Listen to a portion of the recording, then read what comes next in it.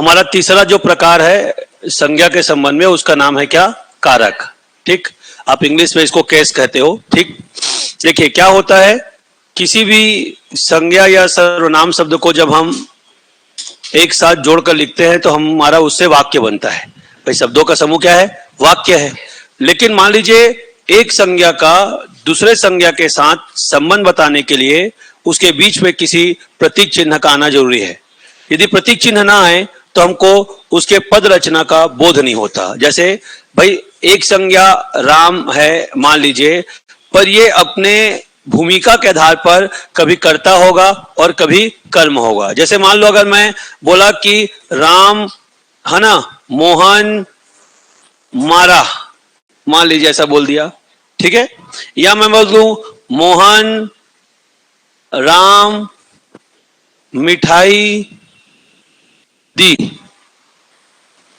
अब देखिए कोई क्लियर नहीं हो रहा है, लेकिन मेरे केवल कुछ चिन्हों के प्रयोग करने से उनकी भूमिका सिद्ध हो जाएगी। जैसे मान लीजिए मैंने यहां पर एक चिन्ह डाला ने, यहां पर चिन्ह डाला को। अब देखिए राम ने मोहन को मारा। अब हमको यह समझना है कि मारने की जो घटना हो रही है वो घटना को या उस गतिविधि को कौन कर रहा है? कर कौन रहा है? राम। तो राम क्या हो गया? कर्ता। राम क्या हो गया? कर्ता। और वो जो घटना कर रहा है, गतिविधि कर रही है, उसका प्रभाव किसे पड़ रहा है? मोहन। तो मोहन क्या हो गया? कर्म। अब देखिए संज्ञा शब्द राम था, पहले वाक्य में वो करता है, पर सेकंड में देखिए मोहन। अब यहां पर एक वाक्य लाया, चिन्ह लाया नो, यहां पर ने, और यहां पर क्या लाया? को। अब हो गया मोहन ने राम को मिठाई दी। घटना क्या है? मिठाई देना। अब सवाल है कौन दे रहा है? मोहन। तो मोहन क्या हो गया? कर्ता। और यहां पे मोहन क्या था? कर्म। और अब यहां पे मिठाई किसको मिल रहा है? राम को। तो राम क्या हो गया? कर्म। तो अब समझिए कि संज्ञा विदाउट कारक चिन्ह के यूजलेस है। विदाउट कारक चिन्ह के उनका कोई महत्व नहीं है। हम उनका पद परिचय या उनका पद भेद कर ही नहीं सकते। भाई हम यहाँ पे पद भेद कर रहे हैं ना कि ये क्या है? कर्ता है, और ये क्या है? कर्म है। यहाँ पे फिर वही कर्ता जो था, यहाँ इस वाक्य में क्या हो गया? कर्म। और कर्म था वो क्या हो गया? कर्ता। तो ये जो उसका पद भेद है कि हम जान रहे हैं कि राम कहां पर कर्ता है, राम कहां पर कर्म है, मोहन कहां पर कर्ता है, मोहन कहां पर कर्म है, ये निर्धारण किससे हो रहा है? ये ने को इन चिन्हों के लगने के बाद हो रहा है। यदि इन चिन्हों को मिटा दे तो हम कभी नहीं बता सकते कि कौन क्या है? कर्ता है और कौन क्या है? कर्म है। तो इस तरह से एक संज्ञा शब्द का उसके बाद आने वाली शेष संज्ञा शब्दों से संबंध स्थापित करने वाले चिन्हों को क्या कहते हैं? कारक चिन्ह कहते हैं। क्या कहते हैं? कारक चिन्ह कहते हैं। इसे विभक्ति चिन्ह भी कहा जाता है, इसे परसर्ग चिन्ह भी कहा जाता है। तो भूलना मत, कारक के जो चिन्ह होते हैं उसे कई नामों से जानते हैं। जैसे कारक के चिन्ह को क्या बोलते हैं? कारक चिन्ह। क्या बोलते हैं? कारक चिन्ह। इसी को बोलते हैं क्या? विभक्ति चिन्ह। क्या बोलते हैं? विभक्ति चिन्ह। इसी को बोलते हैं क्या? आपका परसर्ग चिन्ह। क्या बोलते हैं? परसर्ग चिन्ह। तो वो कारक चिन्ह वही कहलाता है, विभक्ति चिन्ह भी वही कहलाता है, और परसर्ग चिन्ह भी वही कहलाता है। यहां तक बात समझ में आ गया? तो चिन्ह जो ने के से है वो आपको क्या कहलाते हैं? चिन्ह। तो कारक कौन है? जो उसका पद परिचय है। पद परिचय क्या कहलाता है? कारक। पद परिचय क्या कहलाता है? कारक। पद परिचय का मतलब कि उसकी भूमिका क्या है, उसका रोल क्या है, कि क्या वह कर्ता है, क्या वह करण है, क्या वह संप्रदान है, क्या वह कर्म है, क्या वह अपादान है, क्या वह संबंध है, आदि के बारे में पता चलता है तो उसे कहते हैं कारक। और पता किससे चलता है? उसके चिन्ह से। तो उसे क्या बोलते हैं? कारक चिन्ह या विभक्ति चिन्ह या परसर्ग चिन्ह। परसर्ग क्यों कहते हैं? सुनो ध्यान से, आपने सुना होगा उपसर्ग। सुना है कि नहीं सुना है? तो जो शब्दों के पहले आता है वो क्या है? उपसर्ग। और जो शब्दों के बाद में आएगा क्या कहलाएगा? परसर्ग। तो देख लो जितना भी चिन्ह लगाए थे राम ने, तो राम के पहले आया था कि राम के बाद? बाद आया था। तो बाद आया था तो परसर्ग, पहले आया था तो उपसर्ग। तो इसीलिए कंफ्यूज मत होना। हम लोग इसको स्कूल में या तो कारक चिन्ह पढ़े हैं या तो विभक्ति चिन्ह पढ़े हैं, हम लोग कभी भी परसर्ग चिन्ह नहीं पढ़े हैं। ठीक है, स्कूल में हमको कभी टीचर ने ये नहीं बताया कि कारक चिन्ह को या विभक्ति चिन्ह को ही क्या कहते हैं? परसर्ग चिन्ह कहते हैं। पर याद रखना, उसी कारक चिन्ह भी कहते हैं, उसी को विभक्ति चिन्ह भी कहते हैं, उसी को भी परसर्ग चिन्ह कहते हैं। और कारक जो है वो शब्दों का पद परिचय है। कारक क्या है? शब्दों का पद परिचय, कि वाक्य में उस शब्द का रोल क्या है, कि वह कर्ता है, कि कर्म है, कि संप्रदान है, कि अपादान है, इसके बारे में जानना आपका कहलाता है पद परिचय। क्या कहलाता है? पद परिचय। और पद परिचय का निर्धारण किससे होगा? तो वो कारक के चिन्हों से होगा। ये कंफ्यूजन किसी को तो नहीं हो रहा है? बढ़े आगे। अब देखिए, तो कारक का परिभाषा लिखिए फटाक से, फिर हम उसका प्रकार लिखते हैं। लिखिए, किसी संज्ञा शब्द का उसके बाद आने वाले शेष संज्ञा शब्द के साथ, किसी संज्ञा शब्द का उसके बाद आने वाले शेष संज्ञा शब्दों के साथ, शेष संज्ञा शब्दों के साथ संबंध स्थापित करने वाले चिन्हों को कारक चिन्ह कहते हैं या कारक कहते हैं। ठीक है, लिखो, किसी संज्ञा शब्द के पश्चात बाद में आने वाले संज्ञा शब्दों के साथ संबंध स्थापित करने वाले चिन्हों को कारक कहते हैं।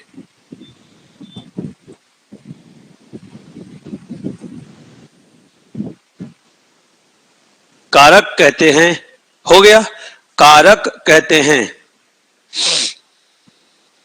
कारक कहते हैं। फिर लिखिए एक और परिभाषा, संज्ञा या सर्वनाम के जिस रूप से, संज्ञा या सर्वनाम के जिस रूप से, जिस रूप से उनका क्रिया से संबंध सूचित हो, संज्ञा सर्वनाम के जिस रूप से उनका क्रिया से संबंध सूचित हो, सूचित हो, उसे कारक कहते हैं।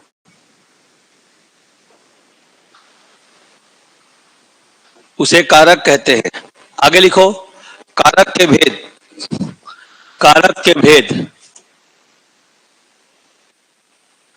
और कारक के भेद में लिखो चिन्हों के प्रयोग के आधार पर और चिन्हों के आधार पर। लिखो, कारक के दो भेद हैं, पहला चिन्ह के आधार पर और दूसरा चिन्ह के प्रयोग के आधार पर। चिन्ह के प्रयोग के आधार पर दो, चिन्ह के प्रयोग के आधार पर दो, चिन्ह के प्रयोग के आधार पर दो। पहला संश्लिष्ट, दूसरा विश्लिष्ट। ये गड़बड़ हो गया, रुको शायद।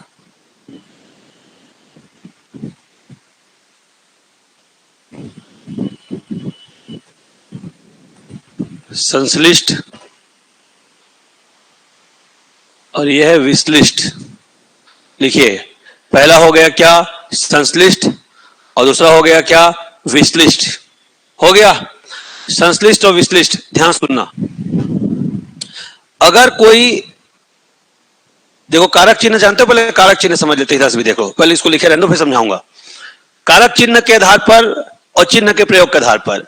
कारक चिन्ह के प्रयोग के आधार पर कहेगा तो कारक के भेद कितने हैं? दो, एक संश्लिष्ट और एक विश्लिष्ट। और चिन्हों के आधार पर कहेगा तो कारक के कितने भेद होते हैं? 8। कितने भेद होते हैं? 8। 8 जो भेद है उसको यहां पर लिख देता हूं, ध्यान से देखिए। पहला हो गया कारक का नाम, पहला क्या हो गया? कारक का नाम, और दूसरा हो गया उसके चिन्ह। चिन्ह को ही परसर्ग कहते हैं, भूलना मत, चिन्ह को ही क्या कहते हैं? परसर्ग। ठीक है, देखिए कारक का जो नाम होगा, आप देखिए पहला क्या आता है? कारक। कारक है आपका कर्ता कारक, सब जानते हो, कर्ता कारक। और कर्ता कारक का चिन्ह है ने। कर्ता कारक का चिन्ह क्या है? ने। लेकिन कभी कभी ने का लोप हो जाएगा और ने का लेप हो जाएगा तो उसे कहते हैं शून्य। क्या कहते हैं? शून्य। आप समझिएगा, शून्य परसर्ग भी होता है, परीक्षा में पूछा भी गया है कि शून्य परसर्ग किसे कहते हैं। दूसरा आता है कर्म कारक। दूसरा क्या आता है? कर्म कारक। कर्म कारक का चिन्ह है को, और दूसरा हो सकता है शून्य। तीसरा जो कारक है उसका नाम है करण कारक। तीसरा क्या है? करण कारक। और करक कारक का चिन्ह है से के द्वारा, से के द्वारा। याद रखिएगा, करण कारक की खासियत यह होती है कि करण कारक साधन का बोध कराता है। किसका बोध कराता है? साधन। इधर लिख रहा हूं, उधर जगह नहीं इसलिए, ठीक है। साधन का बोध आप उधर लिखिएगा कोष्टक में। साधन का बोध क्यों? क्योंकि ऐसे बोलेगा कि मैं ट्रेन के द्वारा रायपुर गया, तो भाई मेरे जाने का साधन क्या है? ट्रेन। तो ट्रेन मेरा साधन हो गया। राम ने धनुष बाण से रावण को मारा, तो रावण को मारने का साधन क्या हो गया? धनुष बाण से। तो से आपका साधन का बोध कराता है, ठीक है। उसके बाद देखिए नेक्स्ट आता है करण के बाद आपका क्या आता है? संप्रदान। क्या आता है? संप्रदान। तो देखिए मैं आपको पहले बता चुका हूं कि जो घटना को घटित करेगा वो कर्ता, और जिस घटना का परिणाम जिस पर पड़ेगा वो क्या होगा? कर्म। जैसे राम ने मारा तो मारने वाला कौन है? राम, तो राम हो गया कर्ता, और मर कौन रहा है? रावण, तो रावण क्या हो गया? कर्म। तो जो मारेगा वो कर्ता और जो मरेगा वो कर्म। क्लियर हो गया? लेकिन जिससे मारेगा वो साधन, जिससे मारेगा वो साधन, पर जिसके लिए मारेगा वो संप्रदान। तो राम ने रावण को किसके लिए मारा था? सीता के लिए। तो के लिए क्या शब्द आएगा? के लिए। देखिए अब के लिए कई शब्द होता है, जैसे के लिए, के वास्ते, के लिए, के वास्ते, है ना, के निमित्त, के लिए, के वास्ते, के निमित्त, के हित, के हेतु, ये सारे जो आपके चिन्ह हैं वो सब के सब किसके लिए वर्ड यूज होते हैं? संप्रदान के लिए। ठीक है, कंफ्यूज मत होना। तो के लिए, के हित, के हेतु, के वास्ते, के निमित्त, के द्वारा, ये सब के सब संप्रदान कारक के क्या हैं? आपके चिन्ह हैं। ठीक है भैया, अब देखिए ध्यान से, दिखाई दे रहा है सबको? उसके बाद में आपका जो नेक्स्ट आता है संप्रदान के बाद, वो आता है क्या? आपका अपादान। अपादान का भी जो चिन्ह है वो से होता है। अपादान का भी चिन्ह क्या होता है? से। लेकिन अपादान का जो चिन्ह से है वो साधन का बोध कराने के लिए नहीं होता, वो पृथक का बोध कराने के लिए होता है। जैसे मैंने बोला था कि राम ने रावण को धनुष बाण से मारा, तो साधन का बोध है। लेकिन मैं कहूं कि बिल्ली छत से कूद गई, तो बिल्ली छत से क्या हो रही है? अलग हो रही है। मैं कहूं फल पेड़ से टूटकर गिर गया, तो पेड़ से फल क्या हो रहा है? अलग हो रहा है। तो से का भाव जब अलग होने का भाव आए, पृथक होने का भाव आए, तो क्या कहलाएगा? अपादान। और से का भाव जब साधन का बोध कराए तो क्या होगा? आपका करण। जैसे मैं कहूं कि फलना व्यक्ति रोग से ग्रसित हो गया, रोग से ग्रसित, तो कौन सा होगा? साधन। लेकिन मैं कहूं रोग से मुक्त हो गया, पृथक, तो अपन दान। क्लियर हो गया? उसके बाद देखिए फिर आता है संबंध कारक। फिर क्या आता है? हमारा संबंध। संबंध में क्या होता है कि हमारा उसके साथ रिलेशन पता चलता है। जैसे मैं बोलूं राजा का बेटा, तो किसका बेटा? राजा का बेटा, तो क्या आया? मैं कहूं सोने की थाली, तो किसकी थाली? सोने की थाली। समझ में आ रहा है ना? तो इस तरह से होगा। मैं कहूं तुलसी कृत आपका रामायण, तो तुलसी के द्वारा लिखा गया रामायण, तो आपका क्या आ जाएगा? करण कारक। क्या आ जाएगा? करण कारक, क्योंकि क्या शब्द आ गया वहां पर? के द्वारा। लेकिन मैं कहूं तुलसी का रामायण, अरे नहीं समझ में आ रहा है? तुलसी कृत रामायण कहूं तो क्या हो जाएगा? करण। लेकिन मैं कहूं तुलसी का रामायण तो क्या आ जाएगा? संबंध। उसे अधिकार दिख रहा है कि रामायण जो है किसका है? तुलसी का है। तो कंफ्यूज मत होना, तुलसी कृत रामायण तो हो जाएगा करण, और तुलसी का रामायण तो क्या हो जाएगा? संप्रदान, सॉरी संबंध हो गया। अब देखिए इसमें तीन चीज आता है। यदि आपके संज्ञा के साथ यूज हो तो का, की, के, संबंध के साथ यूज हो तो क्या होगा? सॉरी संज्ञा के साथ यूज हो तो क्या होगा? का, की, के। अगर ये सर्वनाम के साथ यूज हो तो रा, री, रे। देखो ध्यान से, उसका, उसकी, उसके, मेरा, मेरी, मेरे हो गया। और अगर पजेसिव केस के साथ हो तो ना, नी, ने, ना, नी, ने, अपना, अपनी, अपने। अपने लोग हैं, अपना घर है, तो भी संबंध कारक होगा। कहीं पे का, की, के नहीं आया, लेकिन मान लो वाक्य में आया अपना घर में, कौन सा कारक है? तो कौन सा कारक है? संबंध कारक है। तुम्हारा घर में कौन सा कारक है? संबंध कारक है। हमारा घर में कौन सा कारक है? संबंध कारक है। समझ में आ रहा है? हमारी जमीन में कौन सा कारक है? संबंध कारक है।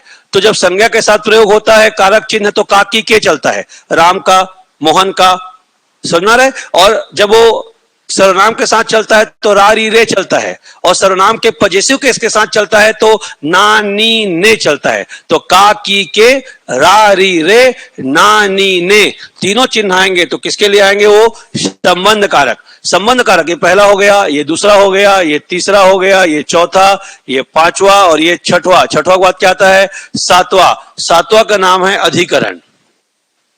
सातवां का नाम है क्या? अधिकरण। अधिकरण में आता है में, पर, में और पर।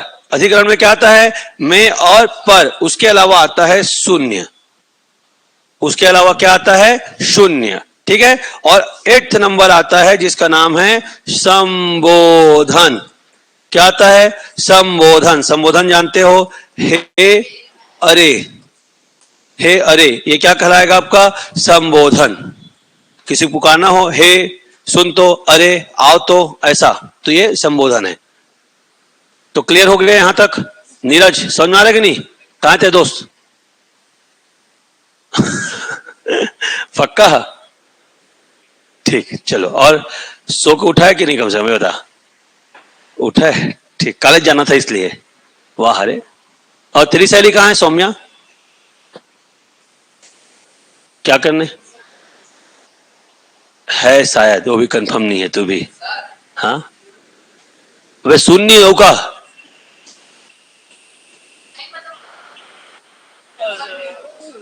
तो एक बात बता, तुम माँ से काहे नहीं पूछे कि मेरे को पहला महीने में पैदा क्यों नहीं किया, 10वें महीना में काहे पैदा कर रहे हो? अरे रुको ना यार, अरे रुको, थोड़ा ठहरो, धैर्य रखो, अभी आऊंगा मैं।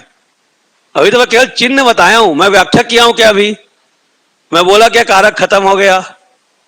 तो रुको ना, तुम काहे आगे एक्साइटेड हो रहे हो? मत टेंशन लो। मेरे पढ़ाने के बाद, मेरे पढ़ाने की परंपरा में ही ऐसा है कि मैं कोई चीज डाउट के लायक छोड़ता ही नहीं हूं। वन साइडेड सब पढ़ा देता हूं, उसके बाद तुमसे पूछता हूं। पहले उतार तो लो तुम, अभी व्याख्या करने आऊंगा मैं।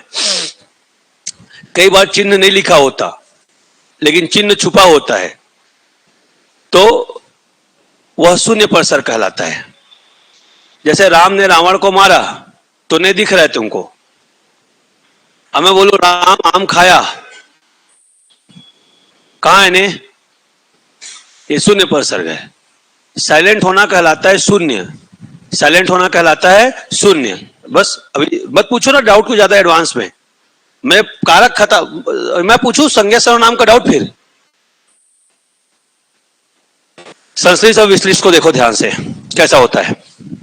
आप देखना ध्यान से। मान लो अगर मैं राम, अब जुबान में बस का एग्जांपल दे देके, कोई दूसरा नाम भी दोगे तो चल जाएगा। सीता बोल देता हूं, चलो। तो सीता ने ऐसा लिखना शुद्ध है कि ऐसा लिखना शुद्ध है? ठीक। अब सीता न मैं हूं न तुम हो, थर्ड पार्टी है, मतलब अन्य पुरुष है। अन्य पुरुष के लिए क्या चिन्ह होता है? मैं, हम, तुम, वह, वे। क्या होता है? सीता 10 ठो है तो 1 ठो है ना, तो क्या होगा? वह। तो क्या होगा? वह। और वह का फॉर्म चलता है उससे। वह का फॉर्म चलता है क्या? उससे।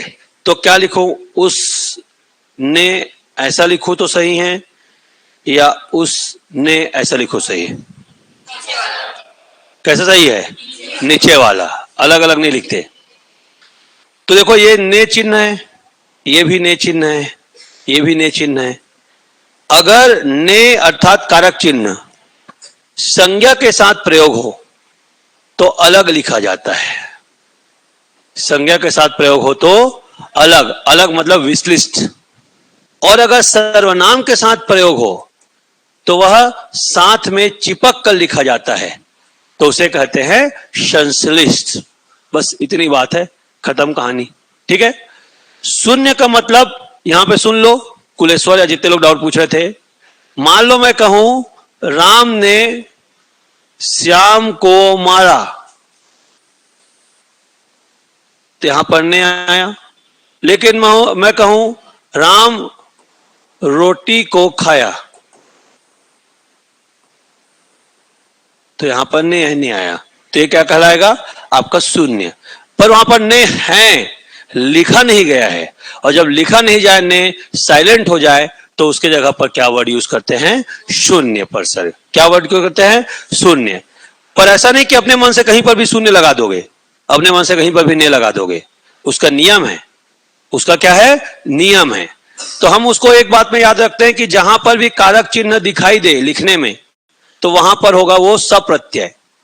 और जहां पर ना दिखाई दे उसे कहते हैं अप्रत्यय।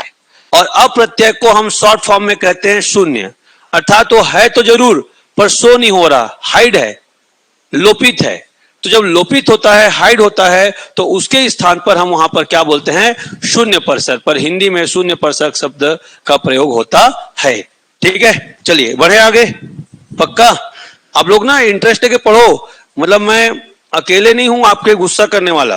अब अलग बात है कि मैं कोचिंग का थोड़ा ऑनर हूं तो आपको चमका धमका देता हूँ, मेरी बोलने की भी आदत है तो मैं आपको बोल देता हूँ, पर हर टीचर आपसे नाराज है इस इंस्टीट्यूट का। और नाराज सिर्फ आपके भोकापन से है, नाराज सिर्फ आपके क्लास में पार्टिसिपेट ना करने से है। मैं आपको 100 बार समझा चुका हूं और एक बार 100 बार समझाता हूं। टीचर का मोटिवेशन हम बच्चों को लगता है कि पैसा है, पर टीचर का मोटिवेशन पैसा नहीं होता। टीचर का मोटिवेशन होता है बच्चे का आउटपुट देना, बच्चे का टीचर के साथ पढ़ने में कोऑपरेट करना। टीचर को जब लगता है कि इस क्लास में पढ़ाने के बाद मेरे पढ़ाने का वैल्यू है तो सोचता है कि मैं और क्या बता दूं, और जब लगता है कि मेरे पढ़ाने का वैल्यू नहीं है तो काम को निपटाता है कि उसकी मजबूरी हो जाती है पढ़ाना उस बैच को। उसको लगता है जैसे तैसे करके भैया मेरा कोर्स खत्म हो और मैं यहां से विदा लूं। मेरी मजबूरी हो सकती है क्योंकि मैं कोचिंग का मालिक हूं, इस कोचिंग के हित अहित के साथ मेरा जिंदगी जुड़ा हुआ है, टीचर का कुछ नहीं जुड़ा है। तुम पढ़ के आओ तो उतना पैसा मिलेगा, ना पढ़ के आओ तो उतना पैसा मिलेगा, कम पढ़ा है तो उतना पैसा मिलेगा, ज्यादा पढ़ा है तो उतना पैसा मिलेगा। मैं कैसे जानूंगा कि तुमको कहां नहीं पढ़ा है किस सब्जेक्ट में? मेरा काम पैसा देना है, मेरे हिसाब से ये कोर्स खत्म, उसका जो भी पैसा है ये ले भाई। अब तुम उससे ज्ञान अर्जित किए कि नहीं किए मैं क्या कर लूंगा? तुम अब्सेंट थे, आए थे, मैं उससे क्या कर लूंगा? तो ईमानदारी से तुमको जागरूक रह के यार बेटा, बच्चों इस बात को ध्यान दो कि टीचर के साथ कोऑपरेट करो यार। जो पढ़ा रहा है उसको ईमानदारी से पढ़ के आओ, टीचर का शोषण कर डालो। वो ज्ञान से भरा हुआ है वो व्यक्ति, पर धीरे धीरे उसको लगता है कि तो इंटरेस्ट ही नहीं लेता, तो साइड हट जाता है। 2-3 लोग के इंटरेस्ट रहने से क्लास इंटरेस्ट नहीं होता भाई। 60-70 लोग तो पर डे बैठते हो यार। इंटरेस्ट लो भाई, पूछो यार टीचर से यार। और इंटरेस्ट किस में लेते हो? फालतू वाली चीजों में, मेन चीजों में। या थूक क्या कुलेश्वर तो जो भी खा रहा है, जमू तो क्या, हाँ तो उसको निगल ले, अंदर गटक, चबाना मत। अब क्लियर हो गया? तो अब इस बात को समझो, तो पूछो, जो पढ़ चुके हो उसके बारे में टीचर से पूछो। टीचर को प्रॉपर लगे कि मैं पढ़ाया था उसको, बच्चे पढ़ के आए। भोकवा टाइप का बैठे रहते हो, ये जानते हो? पढ़ के आए हो, टीचर समझ जाता है कि अक्खर नंबर के हैं ये लोग, वो बता भी नहीं करता, वो निकल लेता है। उसको लगता है भाई मेरा कोटा है, वो पूरा करो निकलो। अब खुद सोच लो, अपने आप को टीचर रख लो और हम स्टूडेंट हैं। तुम जितना भी मर्जी के पढ़ाओ, हम पढ़ ही के नहीं आते, तुमसे कुछ पूछ भी नहीं करते। कैसा बिहेव होगा तुम्हारा हमारे साथ? काम चलाना चाहोगे नहीं चाहोगे? निपटे भाई बैच, तो पढ़ के आओ दोस्त। मैं तो सब कुछ कर डाला, मार डाला, कूट डाला, गाली दे डाला, गलोच कर डाला, भगा डाला, सब कर डाला, पर हदरे कुकुर के पूछी तुम सुधरे ही नहीं। तो मैं कैसे मालूम? हर टीचर ऑफिस में आता है, कहता है ऐसा लगता है ना कि चूंदिया के मारू, कहते हैं ये शब्द है ऑफिस में आने के बाद, तुम्हारे सामने बोल नहीं पाते। और उनका बस चलता ना तो सही मारते आपको, गाल के लाल होते तक, इतने मारते, बस वो तो उनके कंट्रोल में नहीं है।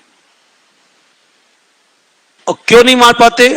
कि भाई उनका डर है, उनको क्या लेना देना। लेकिन तुम सोचो कि अगर कोई टीचर इतना गुस्से में है, इसका मतलब तुम कितना उसको असहयोग कर रहे हो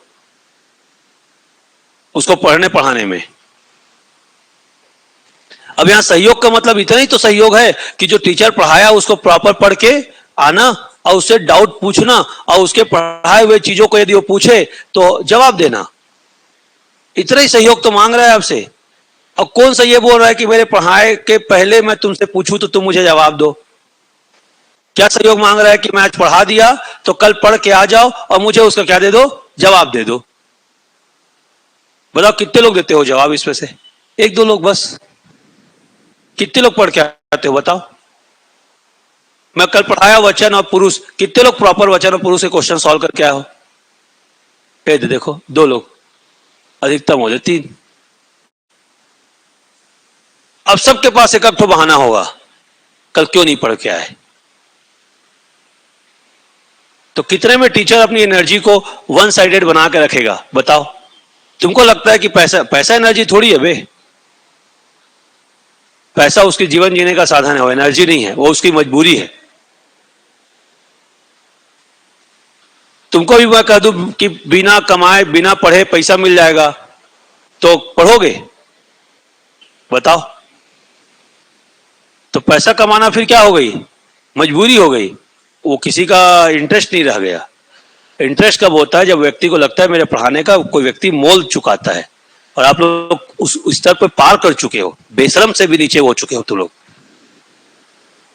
काहे कर सकता है कोई व्यक्ति? बताओ। तो पढ़ के आ, मैं बार बार बोल रहा हूं, हर टीचर नाराज है भाई, हर टीचर। एक सिंगल टीचर नहीं जो इस बैच पे मेरे को ये ना बोला हो अत्यंत भोकवा है, अत्यंत गधा है, अत्यंत वो है। एक्चुअली तुम लोग नहीं हो भोकवा गधा, तुम लोग होशियार हो, तुम लोग लापरवाह हो, आलसी हो, भोकवा गधा नहीं हो तुम लोग। अपने जीवन को लेकर सचेत नहीं हो, बस इतना ही चीज है, तीन चीज, लापरवाह, आलसी और सचेत। तो चेतना लाओ यार, इंटरेस्ट जगाओ भाई। अब पढ़ के आओ यार। किसी भी टीचर को, मैं अपने विषय के लिए नहीं कर रहा हूं, मेरे गाली दिया तो मेरा विषय पढ़ के आ गए। 3 विषय चल रहे हैं, तीनों विषय को पढ़ के आओ भाई। आपके जीवन में कुछ काम ही नहीं होना चाहिए पढ़ने का, पढ़ाने के अलावा। ठीक है?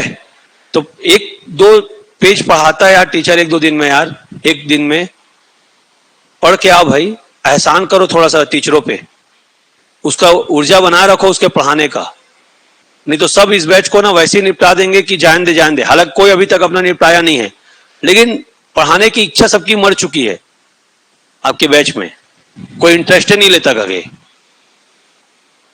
आए दिन गायब है, कल ये गायब, तो परसों वो गायब, तो फिर वो गायब, तो फिर वो गायब, तो कभी घर गया है, तो कभी वोट देने गया है, तो कभी पेपर देने गया है, तो कभी असाइनमेंट देने गया है। बताओ, रोज का ये नौटंकी है इस क्लास में। और 2-4 लोग आ रहे हैं तो आ रहे हैं जैसे उनका ठेका हो रेगुलर आने का। टेंडर भरे हैं जैसे उन लोग प्रगति कोचिंग के साथ कि हम लोग रेगुलर आएंगे, और नहीं आ रहे हो अपने हिसाब से, कभी आया कभी नहीं आया। क्या क्या तमाशा बना के रखे हो? बताओ। पढ़ो यार, इतना सा बात है, सीधा सा बात, पढ़ो, दुखी मत करो लोगों को। चलो लिखो उसको पहले, संश्लिष्ट और विश्लिष्ट को लिखो उसको फटाक से। समझ में आ गया कि नहीं आ गया? पहले लिखो संश्लिष्ट। जब कारक चिन्हों का प्रयोग सर्वनाम के साथ किया जाए, जब कारक चिन्हों का प्रयोग सर्वनाम के साथ किया जाए, जब कारक चिन्हों का प्रयोग सर्वनाम के साथ किया जाए,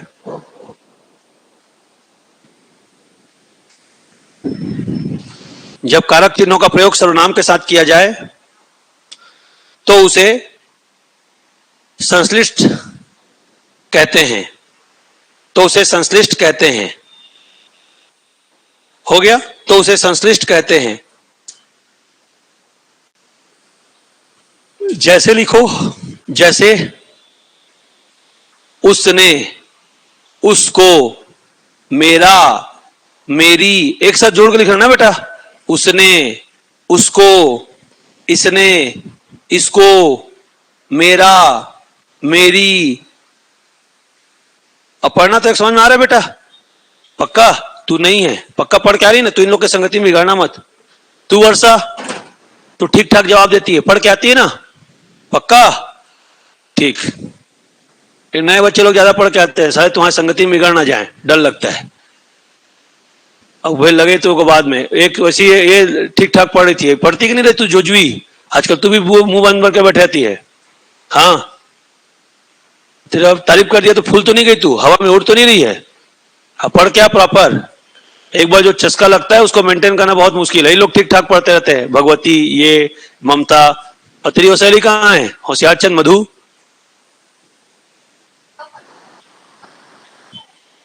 क्यों? कल शाम में बैठने नहीं दूंगा आज मैं। बोल देना शाम को मत दिखाए रूम मेरे को, मेरे आजीविका क्लास में नहीं बैठेगी, बोल देना। मैं बहुत खतरनाक आदमी हूं, उसको बोल देना मत ही, चाहे तो फिर सोटी दूंगा आज मैं। ऐसे गुस्से में रहूंगा मैं, याद आ जाएगा उसको, मुंह देखूंगा तो मैं मार दूंगा डंडा में पहले, फिर बाद में पढ़ाऊंगा। ऐसा लापरवाही मेरे को पसंद नहीं है। ठीक है, चलो लिखो। अब तुम लोग सुधर जाओ, मैं 3 दिन का समय दे रहा हूं। अगर संडे तक तुम लोग ठीक ठाक ढंग से लाइन लेंथ में नहीं आए, इतना बेशर्म के गोजम मारूंगा ना, इतना गोजम मारूंगा कि तुमको नानी काकी दादी याद आ जाएगी।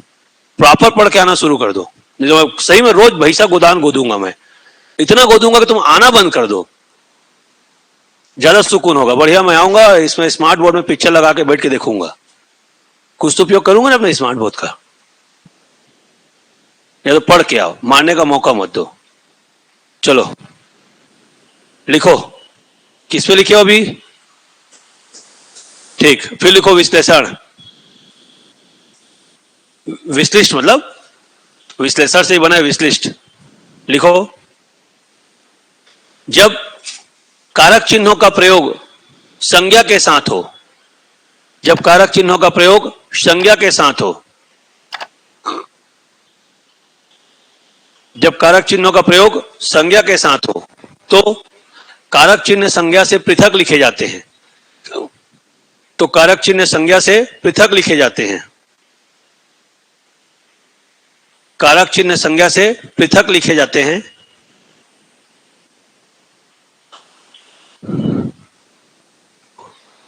कारक चिन्ह संज्ञा से पृथक लिखे जाते हैं।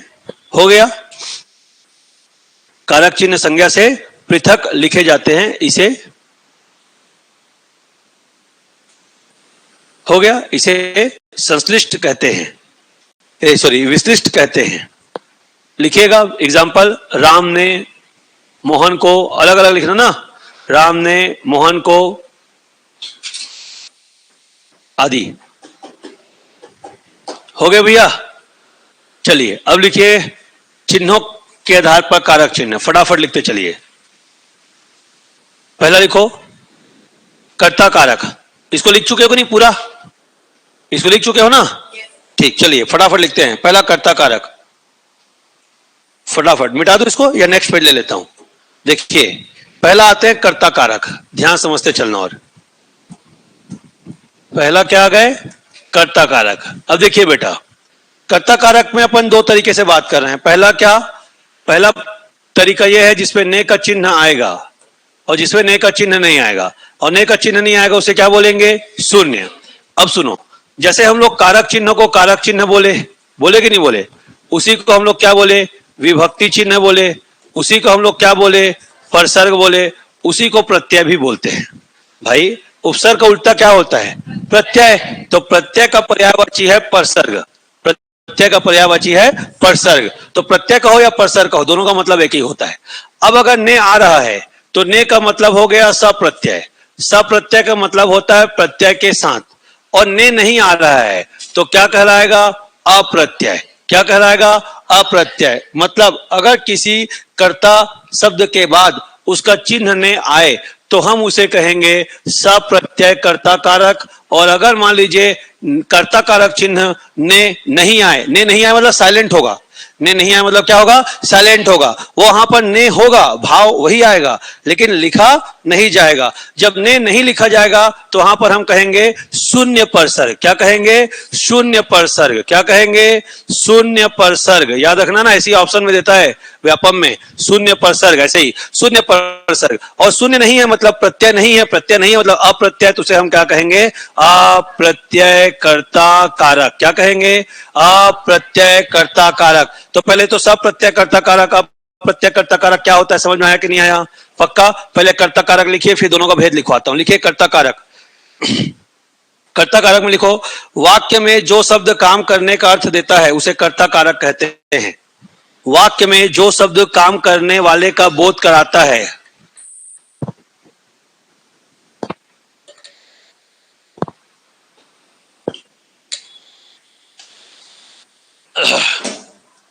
वाक्य में जो शब्द काम कराने वाले का बोध कराता है उसे क्या कहते हैं? कर्ता कारक कहते हैं। हो गया, कर्ता कारक कहते हैं। जैसे लिखो, जैसे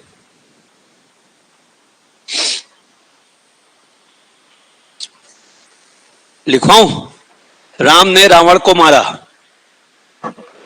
राम ने अंडरलाइन करना, राम ने रावण को मारा। अब लिखिए, कर्ता कारक के दो भेद होते हैं।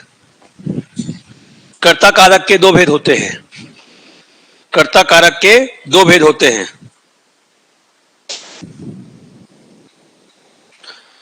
पहला लिखो सप्रत्यय कर्ता कारक। कर्ता कारक के दो भेद होते हैं। पहला सप्रत्यय कर्ता कारक, देखो ऊपर लिखा हुआ है सप्रत्यय कर्ता कारक। हो गया बॉबी। अब सप्रत्यय कर्ता कारक के सामने ढेर करके लिखो, जहां कर्ता शब्द के बाद ने विभक्ति लगती है, जहां कर्ता शब्द के बाद ने विभक्ति लगती है, ने विभक्ति लगती है, जहां कर्ता शब्द के बाद ने विभक्ति लगती है। अब देखिए कब लगती है ने विभक्ति, जहां कर्ता शब्द के साथ ने विभक्ति लगती है। हो गया कि नहीं हो गया? अब लिखिएगा उसी में ने विभक्ति लगती है, एक बार उसी में लिखना, जब जब क्रिया का लिंग वचन और पुरुष, जब क्रिया का लिंग वचन और पुरुष, ये परिभाषा लिख रहे हैं ना, कब ने लगेगा तब, उसका परिभाषा। जब क्रिया का लिंग वचन और पुरुष कर्ता के अनुसार ना होकर कर्म के अनुसार होता है, अर्थात पैसिव वॉइस होता है। जब क्रिया का लिंग वचन और पुरुष कर्ता के अनुसार ना होकर कर्म के अनुसार होता है, कर्ता के अनुसार ना होकर कर्म के अनुसार होता है, कर्ता के अनुसार ना होकर कर्म के अनुसार होता है। समझ में आ गया?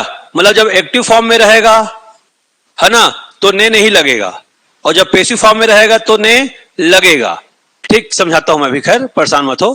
कर्ता के अनुसार ना होकर कर्म के अनुसार होता है तो ने विभक्ति लगती है, तो ने विभक्ति लगती है, लिखना जो ने विभक्ति लगती है, अर्थात वह सप्रत्यय कर्ता कारक होता है, अर्थात वह सप्रत्यय कर्ता कारक होता है, अर्थात वह सप्रत्यय कर्ता कारक होता है, अर्थात वह सप्रत्यय कर्ता कारक होता है, अर्थात वह सप्रत्यय कर्ता कारक होता है। देखो ध्यान से, तो लोग जोजुआ लोगों इधर ध्यान दो, पहले वाक्य को देखो, इधर दो वाक्य लिख रहा हूं। श्याम ने मिठाई खाई, राम आम खाता है। ध्यान से देखो, यहां पर देखो ने आया, यहां पर देखो ने नहीं आया। ने नहीं आया अर्थात यहां पर क्या है? शून्य है। ने नहीं आया मतलब क्या है? शून्य है। मतलब चिन्ह के साथ तो सप्रत्यय, चिन्ह के बिना तो अप्रत्यय। अब सवाल है कि चिन्ह के बिना कब कर्ता आता है और चिन्ह के साथ कर्ता कब आता है। अब मुझे बताओ, यहां पर यह क्रिया है, यहां पर यह क्रिया है, क्लियर है? मतलब ये है मुख्य और ये सहायक। मुझे बताओ ये क्रिया का तीन चीज बताना है तुमको, लिंग वचन पुरुष, इसका भी तीन चीज बताना है, लिंग वचन और पुरुष, तीन चीज बताना है, लिंग वचन और पुरुष। खाई का लिंग बताओ। Very good. खाई का वचन एक वचन, पक्का भाई? वो खाए तो है नहीं, खाई है तो क्या हो गया? एक वचन। ठीक। खाई का आप पुरुष बताओ। देखो मेरी बात ध्यान सुनो, अगर पुरुष का डिसाइड कैसे होता है? उसके सहायक क्रिया से। पुरुष का डिसाइड कहां से होता है? सहायक क्रिया। मुख्य क्रिया से हम नहीं बता सकते, सहायक क्रिया से बताते हैं। जैसे मान लो यदि है लिखा है, इसका मतलब है अन्य, हो लिखा है इसका मतलब है मध्यम, और हूं लिखा है इसका मतलब है उत्तम। मैं खाता हूं, तुम खाते हो, वह खाता है, और है में ही बहुवचन हो जाता है तो है ना। लेकिन अगर तीनों सहायक क्रिया ना हो तो भी वह अन्य पुरुष होता है। तो सहायक क्रिया है क्या इसके साथ? नहीं है, तो क्या होगा? अन्य पुरुष। ठीक। अब मुझे बताओ, अब आप वाक्य के स्ट्रक्चर को देखो और वाक्य के स्ट्रक्चर को देख के बताओ। यहां पर श्याम करता है कि नहीं? मिठाई कर्म है और खाई क्रिया है। परिभाषा देखो क्या लिखा है। परिभाषा लिखा है कि जब क्रिया का लिंग वचन और पुरुष कर्ता के अनुसार ना चल के कर्म के अनुसार चले तो ने विभक्ति लगती है। देखो ध्यान से, लिंग देखो, क्रिया का लिंग स्त्रीलिंग है और श्याम का लिंग पुल्लिंग और मिठाई का लिंग स्त्रीलिंग। तो क्रिया कर्म के हिसाब से चला है कि कर्ता के हिसाब से? कर्म के हिसाब से। परिभाषा क्या था? जब क्रिया का लिंग वचन और पुरुष कर्ता के अनुसार ना चल के कर्म के अनुसार चले तो ने विभक्ति लगती है। लगा कि नहीं लगा? लगा। तो ये क्या कहलाएगा? सप्रत्यय कर्ता कारक। अगला जस्ट अपोजिट, जब क्रिया का लिंग वचन और पुरुष कर्म के अनुसार ना चल के कर्ता के अनुसार चले तो ने विभक्ति नहीं लगती है। तो क्या हो जाएगा? अप्रत्यय कर्ता कारक। देखो, राम पुल्लिंग, लिंग पुल्लिंग। आपका खाता है क्या है भाई? पुल्लिंग। वचन क्या है? एक वचन। और पुरुष क्या है? अन्य। आपका राम न मैं तो न हूं न तुम हो, तो क्या है? अन्य है। राम आपका क्या है? पुल्लिंग है और राम क्या है? एक वचन है। तो जैसा आपका कर्ता का लिंग वचन पुरुष है वैसा ही आपका क्रिया का लिंग वचन पुरुष है। अतः यहां पर शून्य विभक्ति आया है, ने नहीं आया है। समझ में आया? अंतर समझ में आया कि नहीं आया? पहले बताओ। अब भाई कुलेश्वर तू डाउट पूछा था, आगे पक्का तेरे को भगवती? ठीक, एडवांस डाउट पूछना नहीं है, आएगा अपने आप समझ में आता है। चलो आगे बढ़ो। तो लिखो, कहां लिखना बाकी है बोलो? अरे कहां तक लिखे बताओ ना। अब अप्रत्यय का लिखना है ना? हाँ तो लिखो अप्रत्यय कर्ता कारक। हाँ तो उदाहरण लिखना भाई, वही वाला। कौन सा लिखे हो? मेरे को नहीं याद आ रहा है अभी। अरे तो मैं वो समझ गया, उदाहरण नहीं लिखे हो। सप्रत्यय लिखे हो क्या प्रत्यय लिखे हो? सप्रत्यय ना। हाँ तो सप्रत्यय उदाहरण लिखो ना। श्याम ने, राम ने या श्याम ने मिठाई खाई। श्याम ने मिठाई खाई। और ऐसे लिखना जैसे मैं लिखा हूं वैसे ही। क्रिया के सामने लिंग वचन पुरुष, फिर कर्म का, तीनों का लिखो, तीनों का लिंग वचन पुरुष लिखो लाइन से, और फिर एरो बनाओ। ताकि अभी तो तुमको समझ में आ गया, बता रहा हूं। 3 महीना बाद जब अपने हिंदी का नोट्स पढ़ोगे ना तो भूल जाओगे। एक का सब प्रत्यय प्रत्यय हो गया भैया कहोगे, इसलिए एरो बना दिए रहो।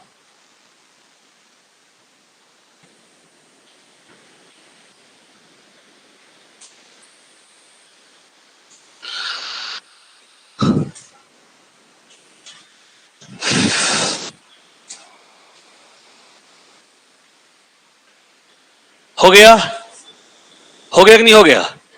लिख लियो पूरा, एरो बना दियो पूरा कि राम के अनुसार नहीं चल के श्याम के अनुसार, सॉरी श्याम के अनुसार ना चल के मिठाई के अनुसार चल रहा है। बना दियो ना? ठीक। अगला लिखो अप्रत्यय में, जब क्रिया का लिंग वचन और पुरुष, पहले तो लिखो अप्रत्यय कर्ता कारक। लिखे कि नहीं लिखे? और डेस्क करके लिखो ने विभक्ति नहीं लगती, अर्थात साइलेंट रहती है। अप्रत्यय कर्ता कारक, डेस्क करके लिखो कर्ता के बाद ने विभक्ति नहीं लगती अर्थात साइलेंट रहती है। कर्ता के बाद ने विभक्ति नहीं लगती अर्थात साइलेंट रहती है। कर्ता के बाद ने विभक्ति नहीं लगती, कर्ता के बाद ने विभक्ति नहीं लगती अर्थात साइलेंट रहती है। ने विभक्ति नहीं लगती अर्थात साइलेंट रहती है। हो गया? ने विभक्ति नहीं लगती अर्थात साइलेंट रहती है। आगे बढ़ो और लिखो, जब क्रिया का लिंग वचन और पुरुष, जब क्रिया का लिंग वचन और पुरुष, जब क्रिया का लिंग वचन और पुरुष कर्ता के अनुसार चले, कर्ता के लिंग वचन और पुरुष के अनुसार चले, जब क्रिया का लिंग वचन और पुरुष कर्ता के लिंग वचन और पुरुष के अनुसार चले। ठीक खुशबू? लिख पाई बेटा? के अनुसार चले तो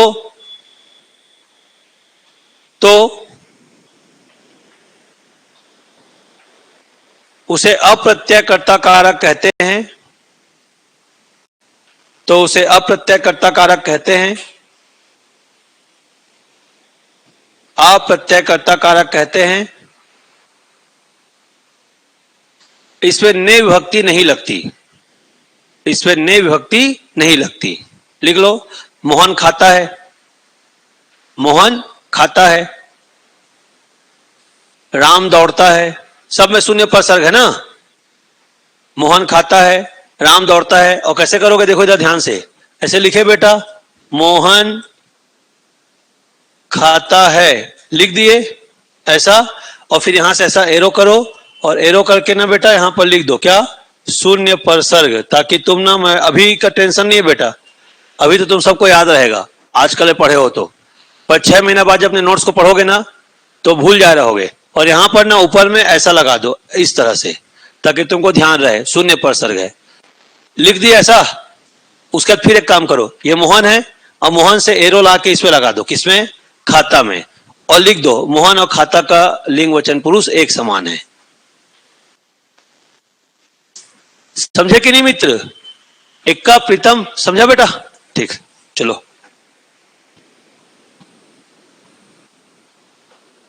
हो गया। चलो अब कुछ नियम लिखते हैं, अन्य नियम। अन्य नियम लिखो, कर्ता कारक में अन्य नियम लिखो। लिखो, यदि क्रिया में नियम पहला ना कर्ता कारक में ही, यदि क्रिया में नहाना, छिकना, थूकना, खांसना, नहाना, छिकना, थूकना, खांसना आए, नहाना, छिकना, थूकना, खांसना आए, तो ने विभक्ति लगती है।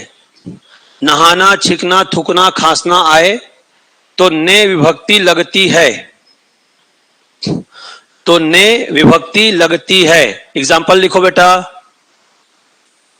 उसने थूका, राम ने छीका, उसने थूका, राम ने छीका, ने को अंडरलाइन करते चलना, राम ने छीका, मोहन, हो गया, मोहन ने खांसा, लिख लिए, और ने को अंडरलाइन करते चलना। नेक्स्ट अगला, फिर लिखो, बकना, बोलना, भूलना, 3 क्रिया लिख रहे हैं। फिर बकना, बक रहा है बोलते ना, बकना, बोलना, भूलना, बकना, भूलना, बोलना, क्रिया के साथ ने नहीं लगता है।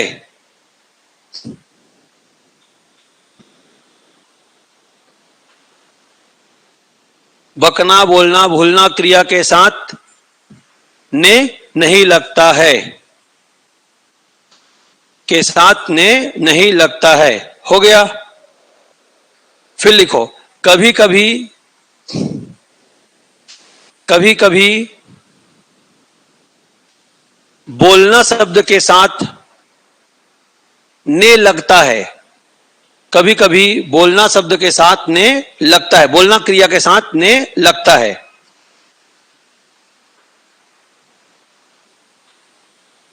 हो गया, हो गया भाई। जैसे एग्जांपल लिख लो तो चलेगा, उसने बोलियां बोली, उसने बोलियां बोली, तो देखो ने आ गया, तो ने को अंडरलाइन कर लो, वरना समानता नहीं लगता, कह चलता है। देखो ये अपवाद था ना, उसने बोलियां बोली, ये क्या है, अपवाद, ब्रैकेट में अपवाद लिख दो। और अन्य उदाहरण में लिखो, मैं बोला, मैं चला, मैं बोला, मैं चला, तुम बके, तुम भूल गए, देखो कहीं पे नहीं आ रहा है। मैं बोला, है ना, तुम बके, हो गया। मैं भूल गया, इसमें कहीं पर भी ने नहीं आया। मैंने भूल गया, तुमने भूल गए, ऐसा नहीं बोलते। ठीक, रश्मि समझ में आ रहा है कि नहीं? चलो अगला लिखो। हाँ, तुमने बका हो सकता है, लेकिन ये अशुद्ध है, ने नहीं लगता, तुम बके, बस इतना आता है। ठीक है, आगे बढ़े, कि बके में एक शब्द नहीं आता है, बहुत सारे बोलोगे तो बके होता है, बका नहीं होता। बका मतलब बकासुर हो जाएगा फिर। ठीक है, चलो लिखे आगे बढ़े भाई। फिर लिखना, कुछ सहायक क्रियाएं, कुछ सहायक क्रियाएं, जैसे जैसे लगना, जाना, कुछ सहायक क्रियाएं जैसे लगना, जाना, सकना, चुकना, लगना, जाना, सकना, चुकना। कुछ सहायक क्रियाएं जैसे लगना, जाना, सकना, चुकना हो गया। के साथ ने का प्रयोग नहीं होता, के साथ ने का प्रयोग नहीं होता, ने का प्रयोग नहीं होता। हो गया जी, ठीक। बाकी पढ़ते हैं कल कर्म कारक, ठीक है। कल भी वैसी रहेगा, दो ठो, सप्रत्यय अप्रत्यय। अब बताओ सप्रत्यय कर्म कारक में क्या होगा? फिर नहीं, अरे कैसे जो हो यार, सप्रत्यय कर्म कारक कर रहा हूं भाई, को कैसे जो हो यार, कर्म का चिन्ह क्या होता है? को, तो सप्रत्यय में को रहेगा और अप्रत्यय में को नहीं रहेगा। जैसे देखो, राम ने, अभी ऊपर ही एग्जांपल देख लो, श्याम ने मिठाई खाई, तो मिठाई कर्म है। ऊपर के एग्जांपल को देखो, श्याम ने मिठाई खाई, तो उसमें कर्म कौन है? अच्छा, अब जब कर्म कारक पढ़ोगे तो आपका ध्यान कर्ता में नहीं होना है ना। अब कर्ता के बाद ने रहे चाहे झन रहे, अपने कोई लेना नहीं। अब अपने को देखना है कि कर्म के बाद को है या को नहीं है। ऊपर देखो, श्याम ने मिठाई खाई, बोलो अप्रत्यय है। और उसी को ऐसा नहीं बोल सकते क्या कि श्याम ने मिठाई को खाया?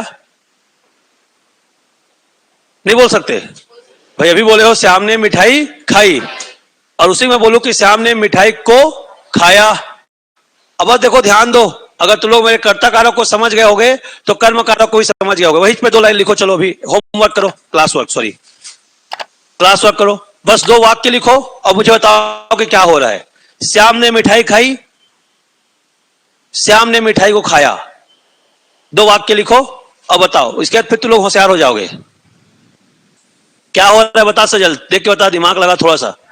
श्याम ने मिठाई खाई, श्याम ने मिठाई को खाया, एक में को नहीं है, एक में को है। पहले बताओ कौन सा प्रत्यय है, कौन अप्रत्यय है?